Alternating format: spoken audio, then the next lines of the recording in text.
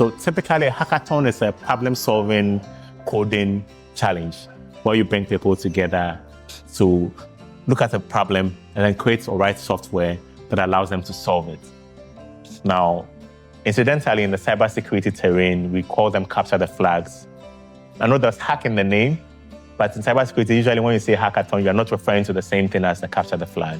Right? The capture the flag is essentially let me give a bit of a history. There were certain games that would play where there's a red team, can be any color, but example, usually it was a red team and then a blue team. And then they give you a flag. The blue team has a blue flag, the red team has a red flag. Your goal is to defend and protect your flag. If my team is able to access your system, or in fact, whilst we are shooting each other, playing the game, if you're able to take the flag away from you, we have captured your flag. And so we are the winners. And that is the origin. Now, translating that into the cybersecurity realm, because we're not actually fighting each other, this is digital. And so we provide flags on systems. The first team to get into the system and take the flag has captured the flag. That team is the winner for that particular event.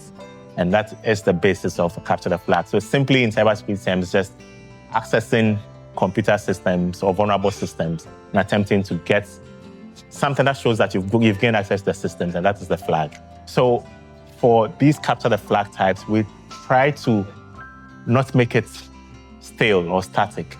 We create very dynamic challenges. And when I say challenges, I mean the things they're supposed to do to get the flag. And we have different types. We have challenges that we call Jeopardy. The Jeopardy ones are, we give you a system, you read the instructions, you can work on it offline, solve it, and then submit the flag. And sometimes it may require you to access a particular system, but it's usually much more simple in nature.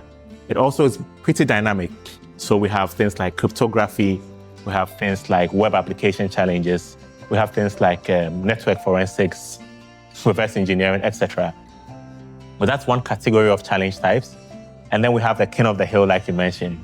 The king of the hill, think about it as, when we were kids, we used to play that game. At least I did, a little bit. There's a hill, and you're all trying to get to the top. The first person who gets to the top needs to make sure that other people cannot climb the hill. We just translate that into a digital system where we have a computer system. First team that gets in, make sure that you block everybody else. Now, how do we make this fair? We rotate the box. Everyone at the box will restart. So that means if you're at the top, you fall down again. But if you figured out a way to get to the top, you'll probably be the faster person to get there. So it's a very exciting thing. Now, the goal is that we teach people who play the event or play the challenge. We're not trying to teach you to be malicious. We're trying to teach you to work under stress and also defend an enterprise environment under stress. So we have all of these people who are just as skilled as you are, trying to get in. You may have gotten to the top based on skill or lack, but then your goal will be to prove that you can remain there. And that's what the king of the hill provides us.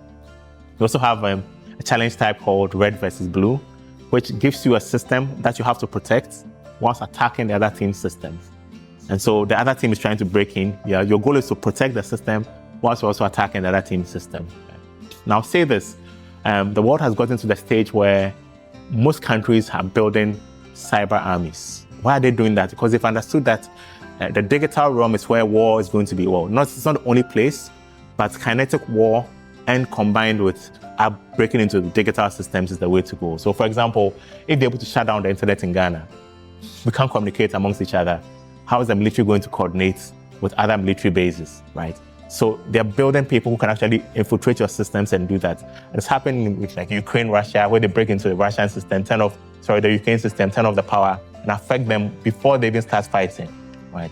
And we try to mimic some of those things with the red versus blue. Some of those who have taken part in our competitions actually have jobs with reputable organizations. We've had, like in the last few events, we had people come in and say, I want to see what's happening. I want to see how these guys are solving these challenges.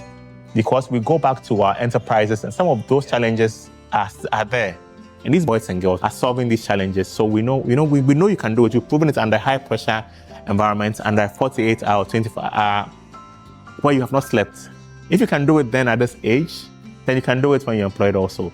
So it gives an opportunity, even if the employer is not there, and you speak to them or do an interview and say, I've done X, Y, Z, we came first, we came third, whatever it is. They understand that you have that mindset, you have that fortitude, you can persevere. You don't have to know everything, but you have that spirit, and that's super important. It's how many people have gotten jobs, actually. Yeah, so that boosts your career. We are digitizing. We're moving all of our things onto the digital terrain, right? The digital platforms, and we are building a lot of infrastructure, which is great. But the danger is that you're not the only person on that digital platform. A lot of people are there also, and their goal will be to disrupt and affect that environment. And so it comes back to the risk assessment thing. Like, do you want the thing to continue working? If you want it, you don't have a choice.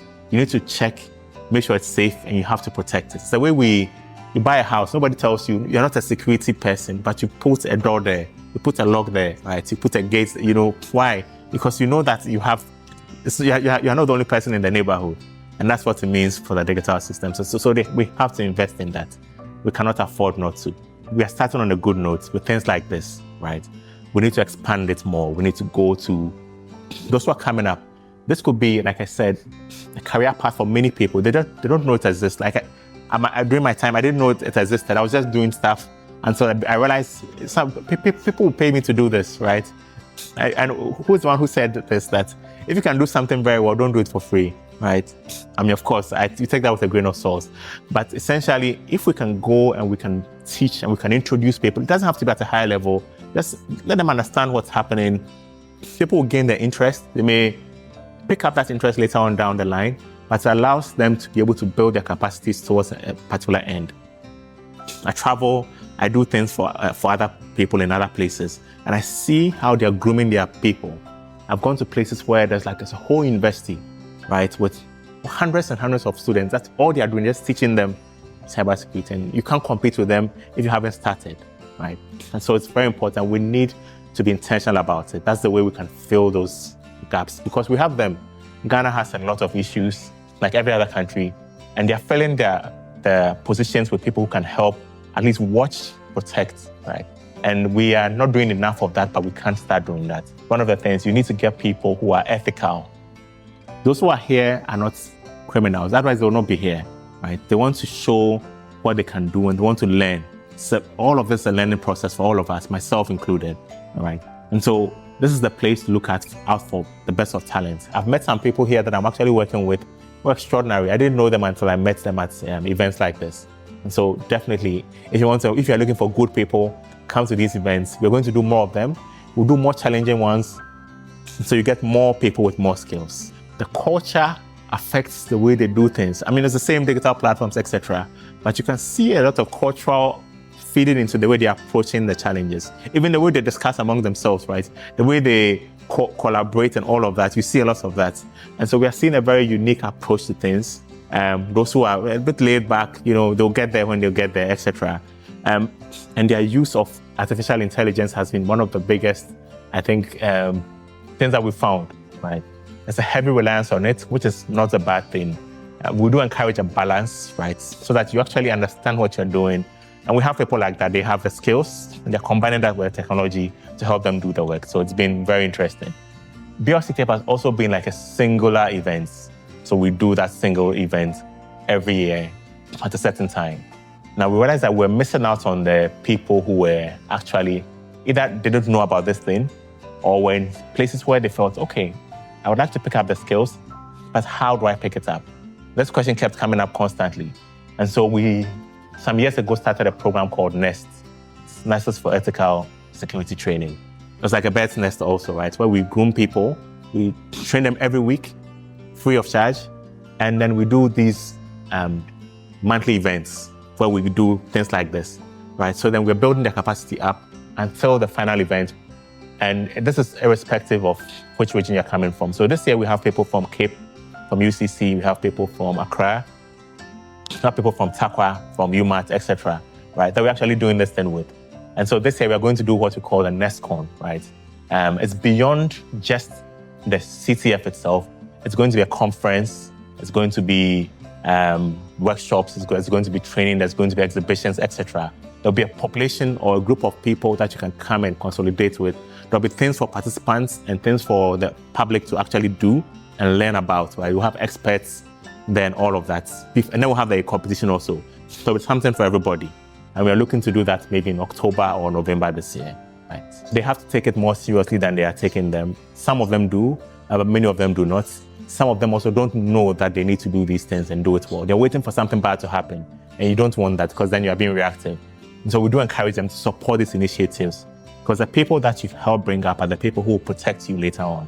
And so we want that we will collaborate with them, give them the best people also, right? Promise them the best talents as well. But we need the assistance so we can keep growing because you understand the digital environment is not like, it's not only your company. If Ghana goes down, it affects you too. So if you can help us make it secure, then you're also secure. You can keep running your business and make more money if you're secure.